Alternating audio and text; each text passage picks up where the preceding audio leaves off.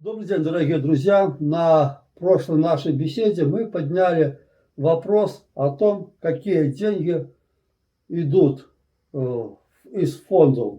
И вот мы предоставляем слово Игорю Львовичу рассказать более подробно. Слыхали активисты ценностного патриотического гражданского общества, удостоившись приема у одного из лиц, находящихся на самом верху пищевой пирамиды, что, мол, вы бросаете ваши глупости с инофондами, потому что в бюджете белорусском типа денег нет, и инофонды необходимы.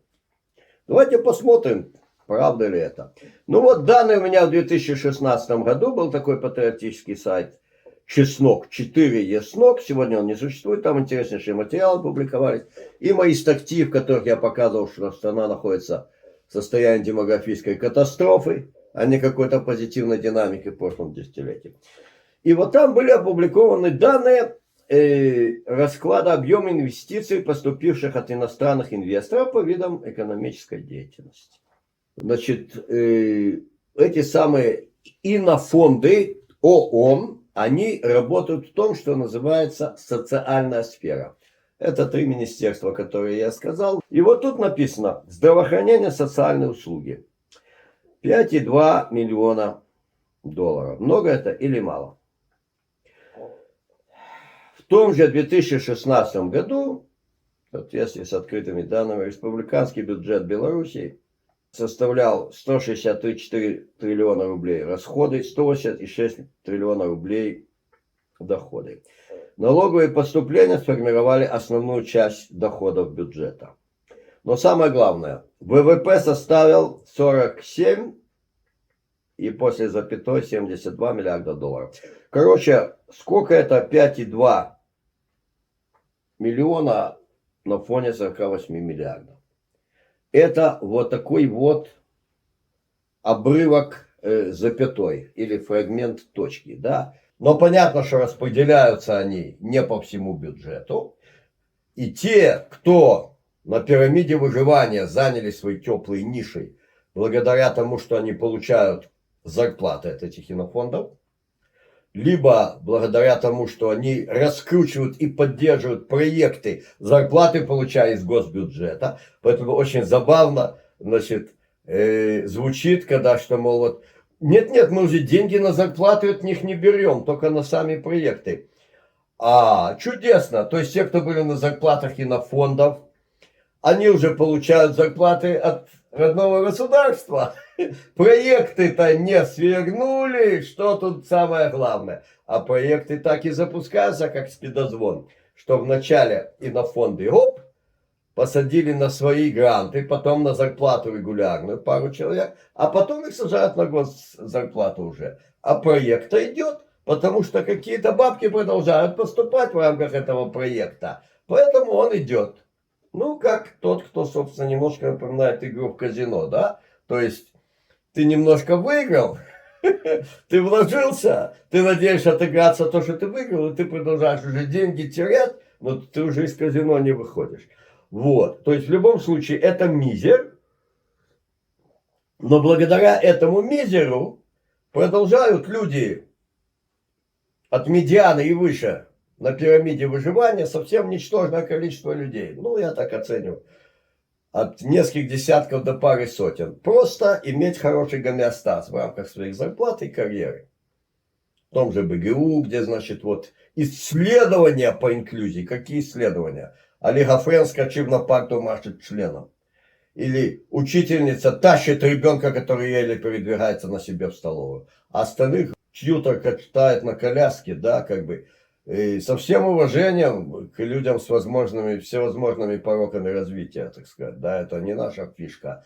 Предотвращать появление больных детей, как было написано в определенной инструкции здравоохранения, которая после публикации Татьяны Степановны Тарасевич на ее сайте ProLife было это опубликовано.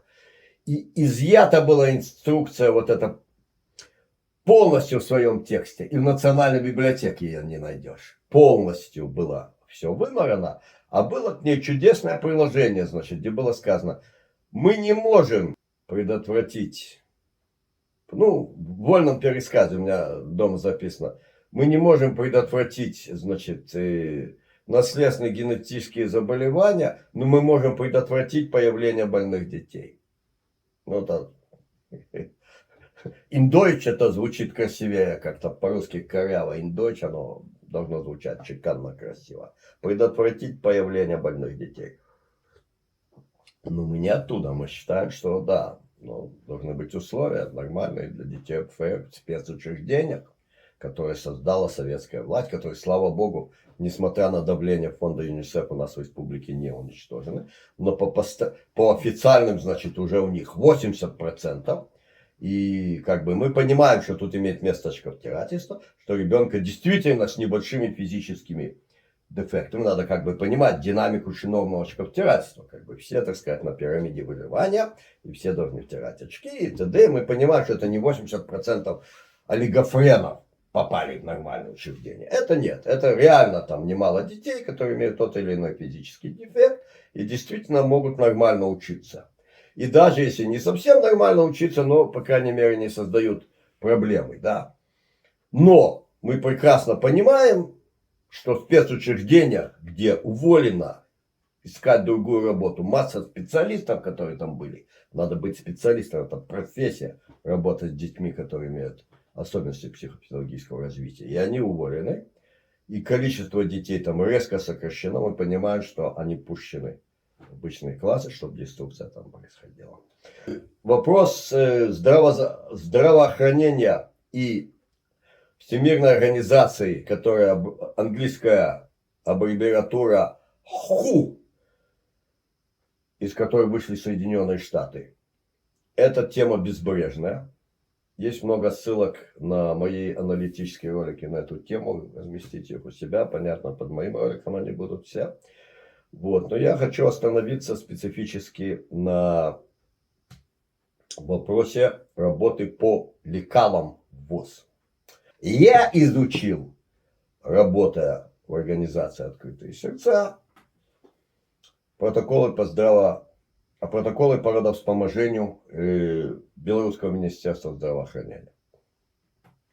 Поскольку я имею незаконченное высшее медицинское образование, с одной стороны, поскольку я на Святой Земле был отцом 8 детей, первых 2 духовным отцом, это были дети моей бывшей жены от ее брака предыдущего, и непосредственно был отцом детей много рожающей женщины, которая родила 6 детей.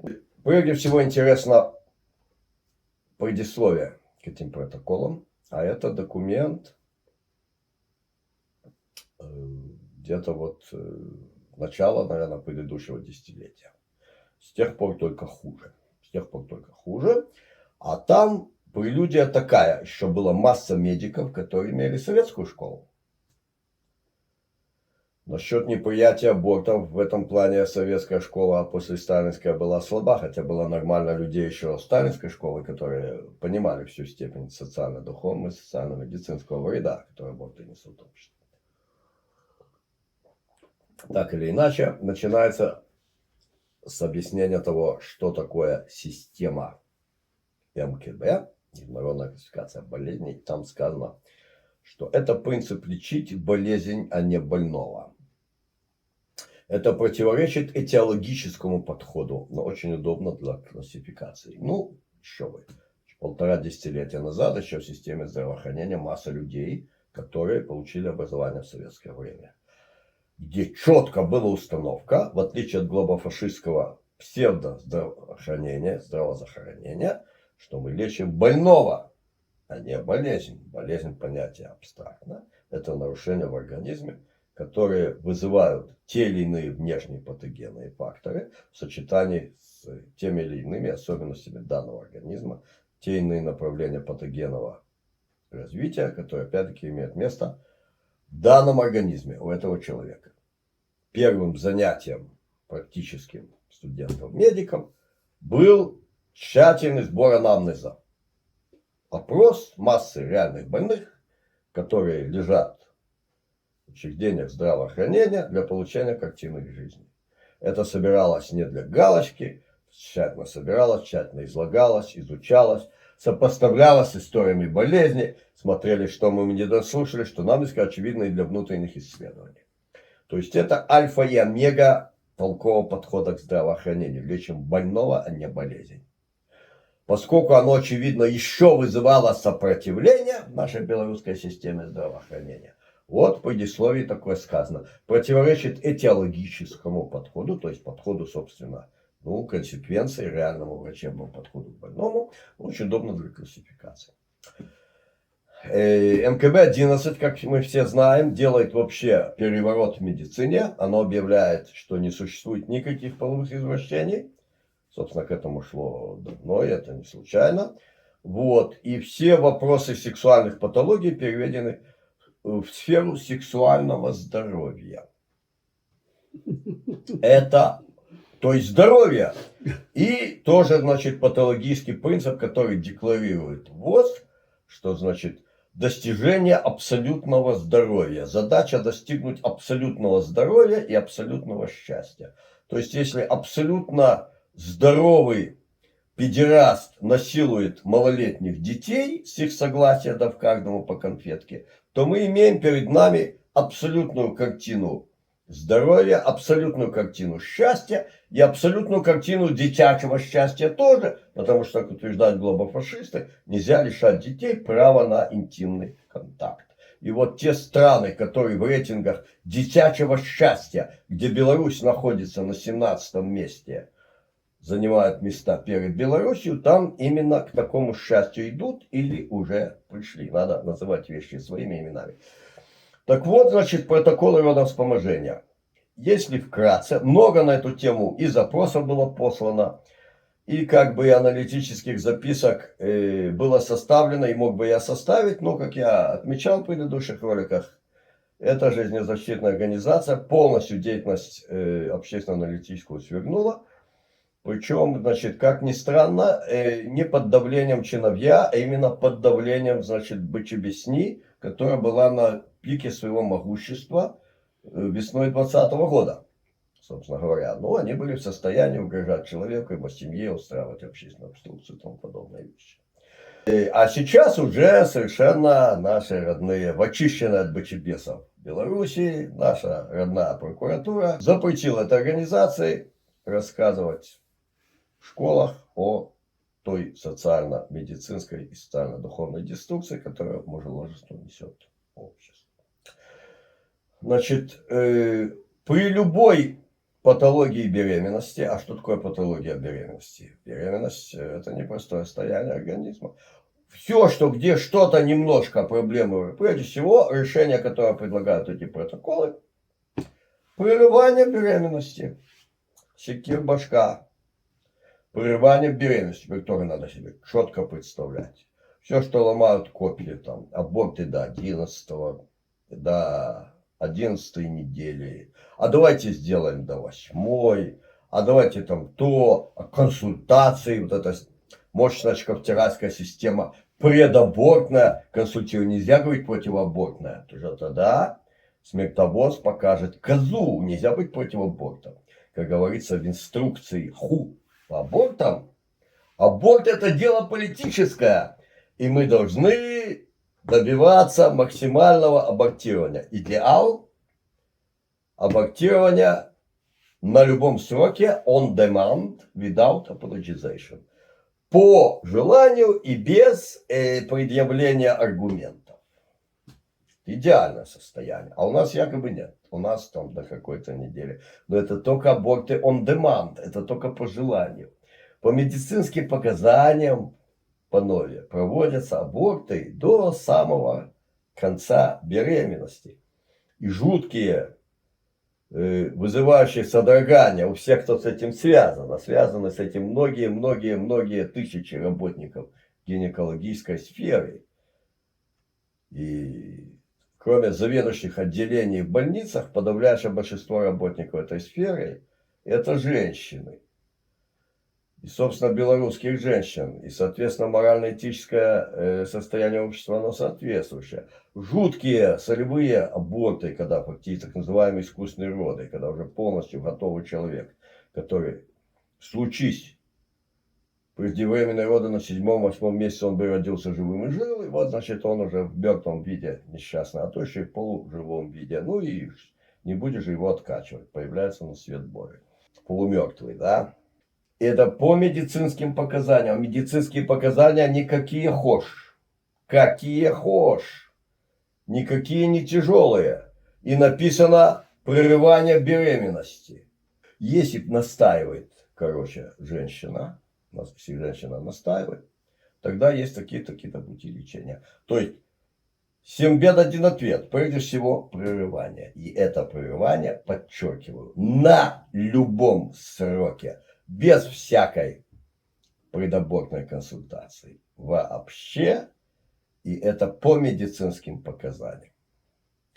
Значит, я помню, где-то в начале десятилетия, когда еще был главой белорусского экзархата владыка Филарет, и тогда активно действовали в защиту внутриутробной жизни совместно. И РПЦ, и РКЦ на Беларуси. И был представлен ими совместный документ из десятков пунктов, очень толковый, который предлагал, как бы он не говорил, ну вот давайте все запретим, там все, и давайте вернемся к наследию Сталинского Советского Союза, хотя я считаю, что это правильная мысль. Там они предлагали как бы различные варианты умерить происходящую абортивную вакханалию. И вот, якобы идя им навстречу, в социальных показаниях, не в медицинских, в социальных показаниях, там была пара показаний скасована. Осталось там что? Осталось лишение родительских прав. Нормально, значит, ну, на предыдущих детей, да, как бы, еще что-то. И какие-то были, значит, там совсем смешные скасованы. И тогда Бычебесня, которая тогда располагала мощной сетью НГО именно гендерастических, которые там они защищают права женщин на убийство в утробе и защищают права внутриутробных женщин быть убитыми, вот как бы и т.д. права. И они, значит, подняли некий умеренный вой, и тогда совершенно не стесняясь Министерства здравоохранения, этим партнерам, это были рукопожатные НГО, да, сказали: не турбуйтесь, панове недобитки фашистские, не турбуйтесь, не турбуйтесь, не волнуйтесь. Все вместе эти взятые, ну, я не цитирую, спасибо Богу, ответ Министерства здравоохранения, я его расцвечиваю, а важно в ответе вот то, что данные, да, которые в нем были. То, что мы в уступке вот этим мракобесам скасовали, все вместе, это что-то там 1,5% идет от абортов по социальным показаниям. Все остались на месте. То есть звучит так великолепно, скасовали половину списка. А на самом деле, значит, причем люди, которые не вдаются в эти мелкие детали. Скажем, тогда, значит, был такой замечательный человек, Григорий Анатольевич Довгяла, он возглавлял ХОЦ, христианский образовательный центр, и под эгидой этого центра происходили межконфессиональные международные конференции, где, собственно, поднимался действительно вопрос международной защиты традиционных ценностей. Я имел честь быть приглашенным на такую конференцию, я еще тогда жил в Израиле, посвященную, значит, взаимодействию христианства и иудаизма. И вот он даже типа, знаете, Игорь Львович, все-таки смотрите, половину социальных показателей изменили. Да, говорю, половину. Я не сомневаюсь, что это ничего не меняет в общей картине. Поинтересовался, шугунул туда-сюда. Ну, как бы я этими вопросами стал интересоваться с первого года, как прибыл в республику. И нашел, что просто имело место очковтирательство. Ничего оно не изменило в раскладе. И это совершенно открытым языком в ответ на запросы НГО отвечал им Минздрав: не волнуйтесь, это не затронуло. Вот такие протоколы родовспоможения. Что происходит конкретно в области родовспоможения? Как оно выглядит с точки зрения женщин? Что и как эти протоколы, значит, гнут свою линию и инструкции. Стоит посмотреть 2 ролика: сравнение родовспоможения в Израиле и в Беларуси и инструкции ВОЗ по всемирному абортированию. Надо знать, что это все происходит, конкретно под кураторством ВОЗ и даются деньги, дается оборудование. Оборудование на пресловутую УЗИ-диагностику, то есть фактически тоже побольше детей, чтобы, значит, сказать матери, говорят, вот у нее тоже, хочешь, чтобы у тебя родился инвалид, хочешь на шею государства посадить.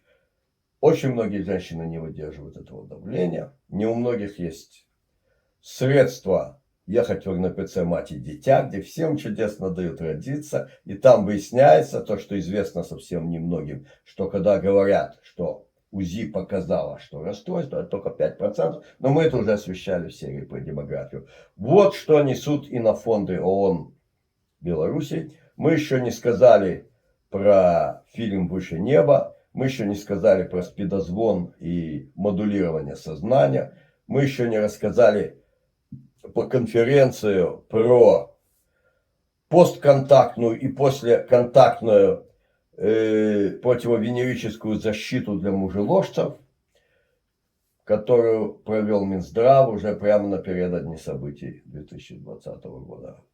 У нас еще впереди много интересных тем, и, как говорит наш глава государства, будет очень интересно.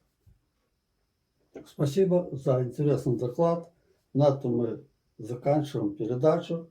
До свидания, до новых встреч.